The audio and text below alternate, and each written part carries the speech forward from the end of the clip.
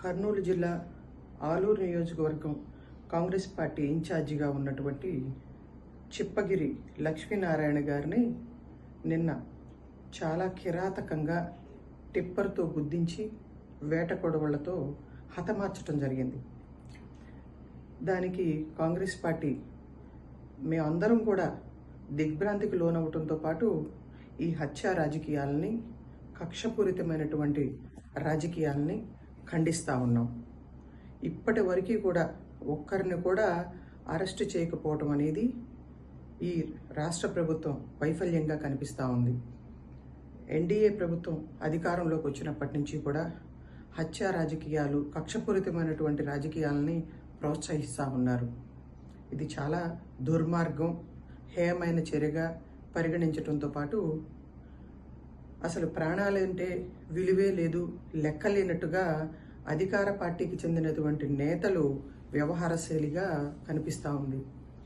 మీ సొంత పార్టీకి చెందినటువంటి నాయకుల్నే మీరు కాపాడుకోలేనటువంటి పరిస్థితులు కనిపిస్తూ ఉన్నాయి.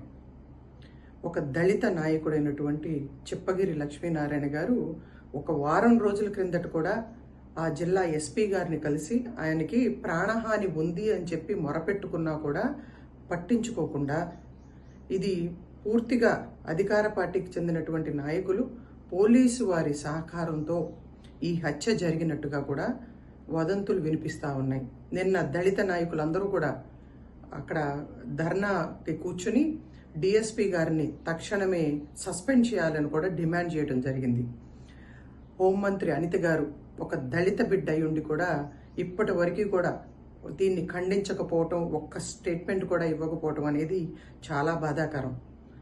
ప్రధాని మోడీ పర్యటన కోసం, అడుగులకు మడుగులెత్తడం కోసం ఆ సేవలో నిమగ్నమై ఉన్నారని చెప్పి తెలియవస్తూ ఉంది.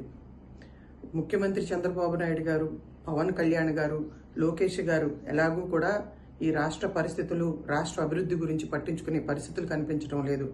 అమ్మా అనిత గారు, మీకు గుర్తుందో లేదో, ప్రతిపక్షంలో ఉన్నప్పుడు గత ప్రభుత్వ హయాంలో జరుగుతున్నటువంటి దారుణాలు కానీ, దమనకాండను కానీ ఒకే వేదిక పైన ఉండి మనందరం కూడా ఖండించాం.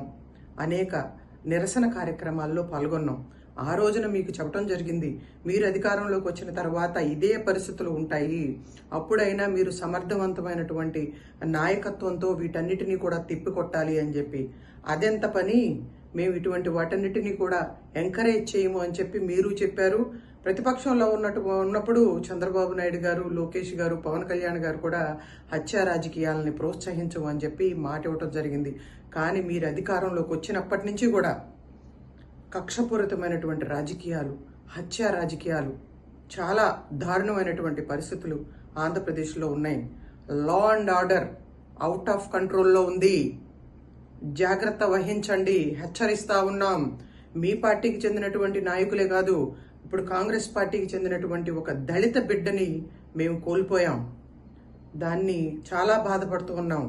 మీ రాష్ట్ర ప్రభుత్వాన్ని డిమాండ్ చేస్తూ ఉన్నాం, తక్షణమే హత్య చేసినటువంటి నిందితుల్ని ఇమీడియట్గా పట్టుకోవాలి. మీడియా ద్వారా వారు ఎవరనేటువంటిది, ఎందుకు ఇటువంటి పరిస్థితులు ఏర్పడినాయో కూడా తెలియజేయవలసినటువంటి బాధ్యత రాష్ట్ర ప్రభుత్వానిది. వారిని కఠినంగా శిక్షించే బాధ్యత కూడా రాష్ట్ర ప్రభుత్వం తీసుకోవాలి. ఇక మీదట ఆంధ్రప్రదేశ్లో ఇటువంటి హత్యలు జరగకుండా చూసుకోవాల్సినటువంటి బాధ్యత కూడా ఎన్డీఏ ప్రభుత్వాన్ని అని చెప్పి తెలియజేస్తా ఉన్నాం.